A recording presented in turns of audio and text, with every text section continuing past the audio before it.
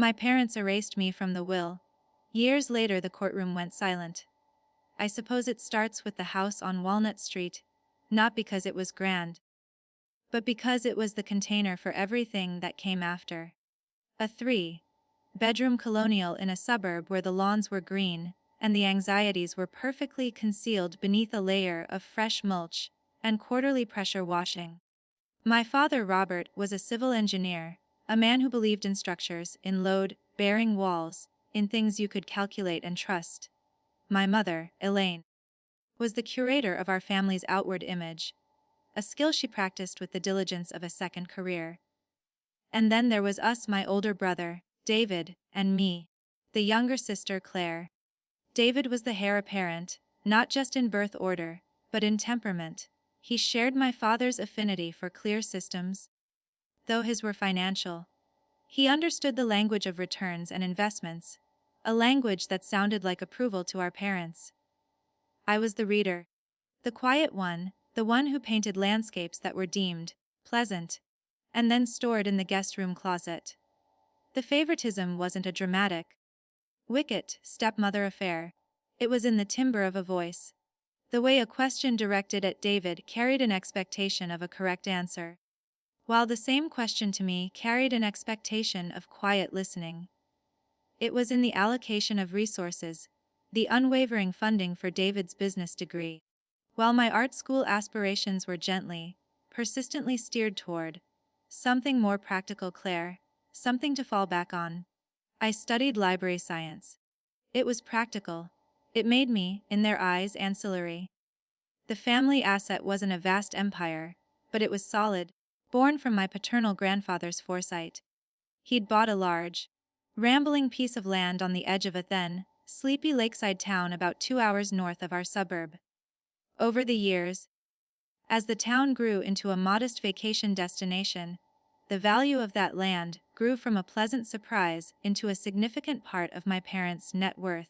There was a main cabin, rustic and worn, and the land itself, 12 acres of pine and birch sloping down to a rocky shore. It was called the lake property, and it was the only place I ever felt a sense of peace, unrelated to their approval.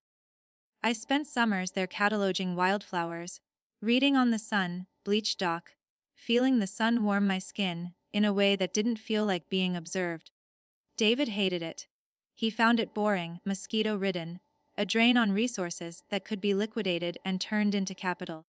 His vision for it was a subdivision of tidy vacation homes. My vision was just to let it be. This difference in perspective was the first fissure, though I didn't know it then. To them, David's view was progressive, savvy. Mine was sentimental, naive. The will was something we all knew existed, a fact of life as mundane as the property taxes on the colonial. It was discussed in abstract, comfortable terms over holiday dinners. The lake property will stay in the family, of course, my father would say, slicing the turkey. We've structured things to be simple, to avoid any mess. The implication was always that David and I would share it, that the estate would be divided, if not perfectly equally, then fairly.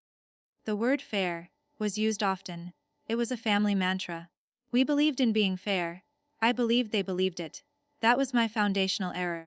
My mother's Parkinson's diagnosis was the slow-motion earthquake that shifted the plates of our family geography. The strong, meticulously put-together curator began to tremble, her hands developing a life of their own. My father, the engineer, faced a problem he couldn't solve with calculations. He aged 10 years into. David, by then a successful financial advisor living across the country, began calling more frequently, his conversations with Dad stretching long into the evening, voices low and serious. I was the local one. I moved back into my old room for what I thought would be a few months to help. Those months became a year, then 2. I managed medications, doctor appointments. The slow, heartbreaking ritual of helping my mother dress, of guiding a spoon to her lips. I did it not for reward, but because she was my mother and she was afraid. My father was grateful in his stoic way, but David's gratitude was always couched in the logistical. "Thank God you're there to handle that, Claire," he'd say. "I just couldn't manage it from here. I didn't mind. I found a part-time remote data management job for a small museum, something I could do in the quiet hours of the night. My own life, friendships, dating, the idea of a home of my own, receded like a shoreline in a fog. I was the live-in nurse, the dutiful daughter, the practical one finally being truly practical. I thought this was my contribution, my unspoken argument for my place in the family structure. My father's heart attack was a sudden, violent period at the end of a long, declining sentence. He died in his study, surrounded by blueprints and tax documents. The funeral was a blur of gray suits and casseroles. My mother, her condition accelerated by grief, faded rapidly. She died 11 months later, in the same hospital where I'd been born. In the stunned silence that followed, David flew in. He was efficient, somber, in control. He handled the funeral home, the obituary, the countless phone calls. I was numb, adrift in a house that was no longer a home, but a museum of our former life. The will reading was scheduled for a Tuesday afternoon, at the office of my parents' long-time attorney, Mr. Henderson. I remember the light in his office was flat and institutional, the kind that makes everyone look slightly unwell. David sat straight, backed in his suit. I wore a simple black dress that felt like a costume. Mr. Henderson, a man with gentle eyes and a tired demeanor, cleared his throat. He spoke of my parents' wishes, their love for their family. Then he read the document. The world didn't go dark. The room didn't spin.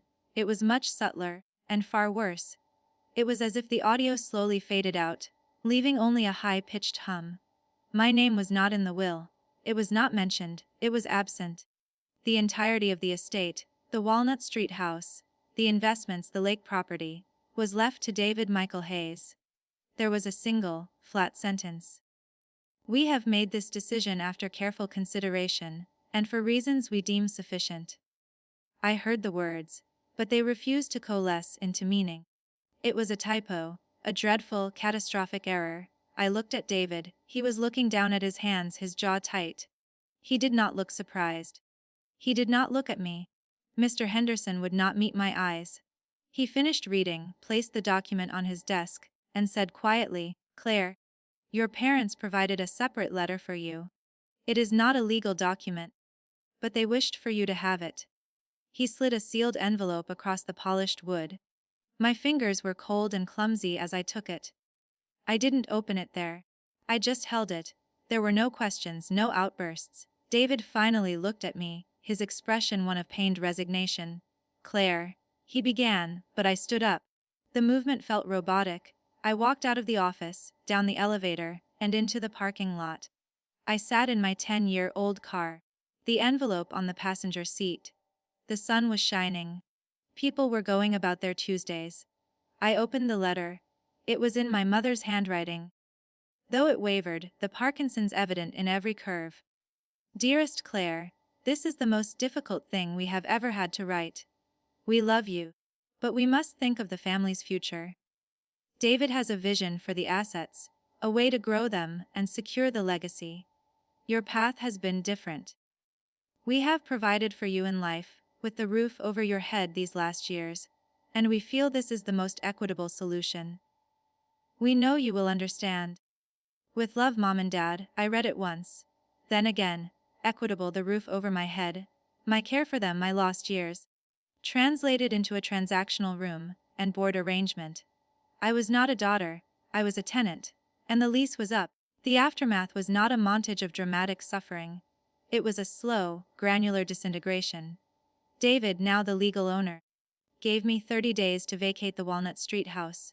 He was sorry, he said, but the market was good, and the proceeds from the sale were crucial for his plans for the lake property.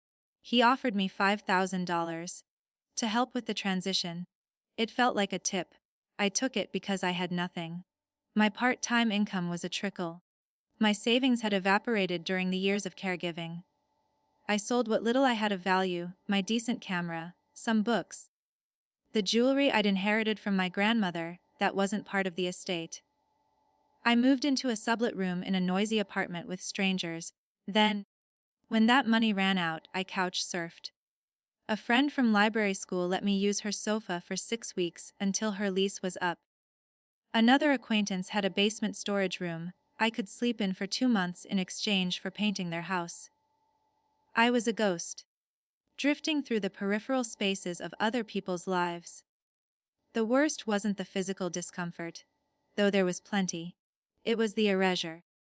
I had been erased from the family record, and now I was erasing myself from the world, becoming smaller and quieter to take up less space, to be less of a burden. I lost the museum job. My mind, once good at organizing information, was a fog of shame and a deep, aching bewilderment. Depression isn't always weeping. Sometimes it's a relentless, gray exhaustion that makes even buying a loaf of bread feel like a summit you cannot climb. I didn't think of revenge. I thought of survival, and barely that. I thought of the cold, clear water of the lake, and the silence of the pines. And it felt like a memory of a place I had dreamed, not a place that had ever been real. The turn was not a moment, but a slow accumulation of mornings where I chose to get up. It started with a temp agency, a data entry position at a medical billing company. It was soul-numbingly boring, but it was a cubicle, a paycheck, a W-2 form that proved I existed. I rented a single room in a house with a lock on the door. The woman who owned it was kind and asked no questions. I worked, I saved. The numbness began to recede, not into happiness but into a kind of clear, cold clarity. The pain was still there, but it had crystallized into a hard, sharp fact inside me. I enrolled in night classes at the community college. Not in art, in paralegal studies. It was still practical, but this time the practicality was my own. I needed to understand the system that had facilitated my erasure. I learned about wills, trusts, probate, property law. The language of it was dry, but to me, it was a map of the battlefield. I didn't yet know I was going to war. I was just arming myself with knowledge, the way a person who has been shipwrecked might learn to read the stars. Years passed, 5 to be precise. I became a certified paralegal and found steady work with a small, diligent firm that specialized in estate litigation. I was good at it. My quietness was an asset. I noticed details others missed, patterns in paperwork, subtle inconsistencies. I built a life, a small, quiet, solitary one. An apartment with 2 rooms and a view of a brick wall. It was mine. I never spoke of my family. To my colleagues, I was just Claire, the competent, reserved paralegal with no past. David sold the Walnut Street house. I saw the listing online. He began the process of subdividing the lake property. I followed the public permits and notices with a detached, professional interest. It was how I learned he'd changed the name of the ownership LLC to Hayes Legacy Holdings. The word legacy felt like a physical slap. The evidence, when it came, wasn't discovered in a single, dramatic eureka moment. It gathered like dust in a sunbeam, one mote at a time. My work at the firm involved organizing vast discovery documents. I became adept at tracking timelines, at spotting the irregular signature, the backdated form, the medical record that didn't quite align with the narrative. I began to think, in the abstract, about my own parents' final years. About my mother's decline. My father's stress. About David's long, serious phone calls. I had never questioned the will itself. The letter had broken me into accepting their judgment. But now, armed with a professional understanding of capacity, of undue influence, of the specific legal requirements for disinheriting a child, I began to wonder. It was a clinical wonder at first. A puzzle. I took a vacation week, the first I'd allowed myself in years, and I went to the county courthouse where my parents' estate had been probated. I requested the file. I sat in the records room, my heart a steady, slow drum in my ears, and I read. I read the will that had been admitted to probate. I read the death certificates. I read the inventory of assets. Everything was in order. Clean. Then, I looked at the dates. My father's will was dated just 3 months before his death. I knew, with a cold certainty, that my parents had made a will years earlier, when I was in college. Mr. Henderson had drafted it. I remembered a conversation about it. This was a new document. I filed a request for any previous wills. The clerk came back. There was a filing from over 2 decades prior, superseded by this one. I requested it. It took time. When I received the copy, I took it to my apartment and laid it on my kitchen table. The sun from my window fell across it. In that earlier will, the estate was divided evenly. 60-40 actually, with 60 to David to account for his greater financial management role, and 40 to me, with explicit instructions that the lake property was to be co-owned and not sold without mutual agreement. I stared at the numbers. The 40%. It wasn't about the money. It was about the acknowledgement. I had existed. The next piece was my mother's medical records. As her next of kin during her final decline, I had been the point of contact. I had a box of her papers in my storage unit, the detritus I'd taken when I left Walnut Street. I found her appointment book, her prescription lists. I referenced the timeline with the will's execution date. The new will had been signed 2 weeks after my mother had begun a new, powerful medication for her Parkinson's related depression, a medication known to cause significant cognitive fog and confusion in the initial weeks. A week before the signing, her neurologist had noted in her chart. Patient exhibits pronounced lethargy and disorientation. Daughter Claire reports difficulty with complex tasks and decision-making, adjusting dosage. I had given that report. I remembered that week. She could barely decide what to wear. And yet, according to the will's execution affidavit, signed by Mr. Henderson and a notary, she was of sound and disposing mind and memory. The notary was a name I didn't recognize. I looked her up. She was a receptionist who had worked in David's financial advising office at the time. She had since moved out of state. The final clue was the quietest.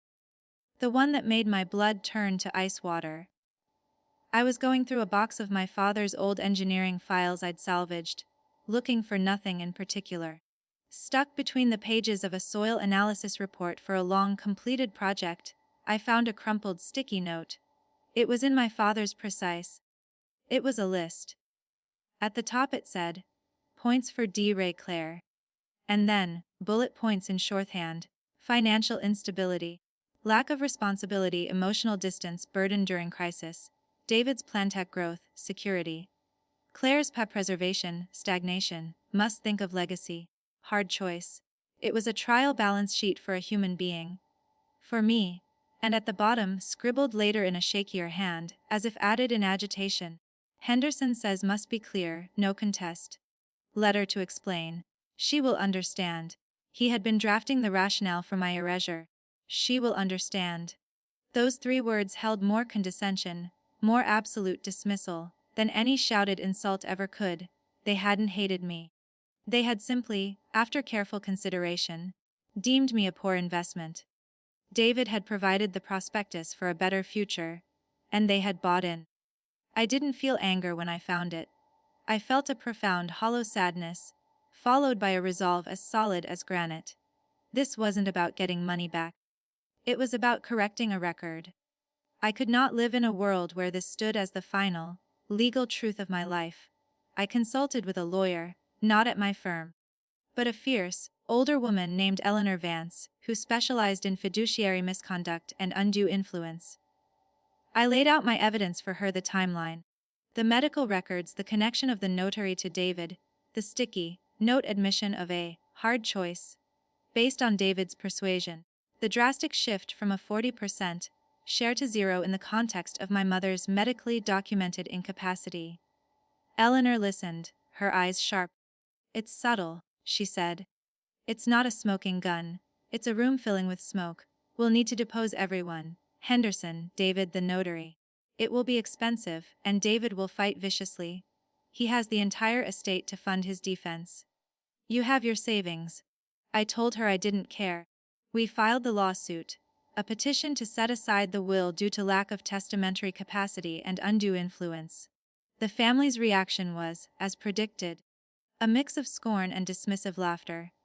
David's lawyer painted me as a bitter, failed daughter, a leech who had gotten free rent for years, and was now trying to shake down her successful brother. David gave interviews to anyone who would listen about the pain of a sibling's greed. Our few extended family members sent me emails, pleading with me to let it go, to honor your parents' wishes, to not tear the family apart. It was already torn. I had been cast into the void years ago. Their laughter, their certainty that I would lose, was just noise. The legal process was a grinding, draining marathon of depositions and motions. David was smug on the stand, the savvy businessman explaining how he'd simply helped his aging parents see the wisest path for their legacy. Mr. Henderson, elderly and clearly uncomfortable, clung to procedure. He attested to the formal correctness of the will signing. He remembered my mother being, tired but clear, on the day. The notary, deposed by video link from another state, was evasive, her memory hazy. She just remembered signing a lot of documents. The case was a he said, she said, a thin case of circumstantial evidence against a clean, formal document. My lawyer warned me the judge was conservative, a strict proceduralist.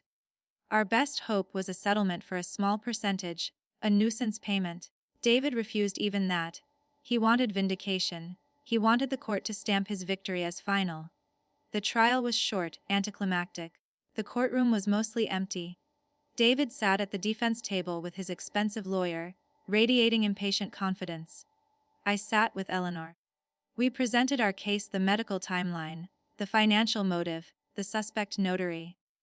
The defense presented theirs, a respected attorney.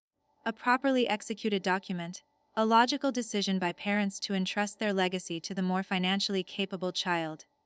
The judge, a weary-looking man with a reputation for disliking family squabbles, listened impassively. I could feel our chance slipping away. It was all too soft, too interpretable. David's lawyer gave a closing argument that framed me as a vulture, circling the hard, earned fruits of my brother's stewardship. He held up the sticky note. A father's private, anguished thoughts as he makes a difficult decision for his family's future. This is not evidence of wrongdoing. It is evidence of love, of responsibility. He made it sound noble. Then it was Eleanor's turn. She stood slowly. She didn't address the will immediately. She spoke about my parents. About Robert, the engineer who trusted structures.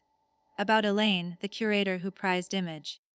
She spoke about the lake property not as an asset, but as a place. And then she walked to the evidence table and picked up not the sticky note, but the soil analysis report it had been stuck in. Your Honor, she said, her voice calm and clear. The defense is correct. This note shows a father's private thoughts. But we ask the court to consider not just the note, but where it was found. Stuck in a professional soil analysis report for a county highway project, dated 8 months after my client's father, Robert Hayes, died. She let that hang in the air for a beat. This note was not drafted during the difficult final months of his life. It was created, or at least referenced, long after he was gone. The question is by whom? And for what purpose? She turned and looked directly at David. The only person who had access to Robert Hayes's private professional files after his death was the sole heir, the executor of the estate, David Hayes. Was this note created to bolster a narrative? To provide a post hoc justification for what had already been done? We cannot know for sure. But its placement suggests it is less a record of a difficult decision, and more a piece of set dressing for a legacy that required explanation. The courtroom did not erupt. It went perfectly, utterly silent. It was a silence so deep you could hear the hum of the fluorescent lights. David's face drained of color. His lawyer half rose, objecting, but the objection died in his throat. The judge held up a hand. He looked from the soil report to the sticky note to David. The smug certainty on my brother's face had collapsed into something raw and panicked. In that silence, the entire fragile edifice of his story crumbled. The coincidence was too great, the implication too damning. It didn't prove the will was coerced, but it shattered the defense's portrayal of good faith, parental deliberation. It painted David as a man who would plant evidence. The judge didn't rule from the bench. He took the matter under advisement. A week later, the ruling came in the mail. Eleanor called me, her voice devoid of any triumphant tone. The judge had set aside the will. He cited the highly suspicious circumstances surrounding its creation, the questionable capacity of Elaine Hayes given the medical evidence, and the irregular and self-serving behavior evidenced by the disputed note's provenance. The earlier will, dividing the estate 60-40, was reinstated. David was removed as executor. The lake property subdivision permits were voided. There was no celebration. I sat in my quiet apartment and read the legal words over and over. The victory felt like an exhale I'd been holding for a decade. David was forced to liquidate assets to pay my share. He sold the lake property to a land conservancy at a loss, just to be done with it. The irony was perfect. The land was preserved untouched in perpetuity. His grand, Hayes legacy holdings, vision evaporated. He didn't go to jail. He faced no legal punishment beyond the judgment. But the emotional consequence was total. The family members who had pleaded with me now looked at him with uneasy doubt.